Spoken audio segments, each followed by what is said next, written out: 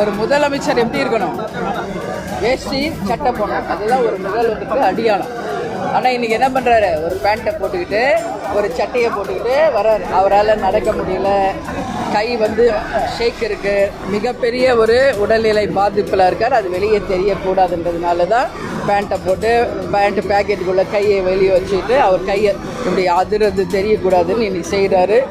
மின் கட்டண உயர்வு, அதே மாதிரி ரேஷன் பொருளில் அத்தியாவசியமான பாமாயில் பருப்பு வகைகள் இன்னைக்கு வரைக்கும் கிடைக்காதது, அதே மாதிரி காவிரியில் நமக்கு கிடைக்க வேண்டிய தண்ணீரை இந்த அரசு கூட்டணியில் இருந்தாலும் காங்கிரஸ் கிட்ட இருந்து நமக்கு பெற்று தராததை கண்டித்து தான் தமிழ்நாடு முழுக்க இன்னைக்கு ஆர்ப்பாட்டம் நாம் நடத்தியிருக்கோம்.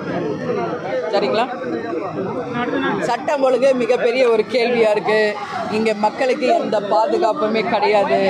இது கண்டிக்கத்தக்க ஒரு விஷயம். இன்னைக்கு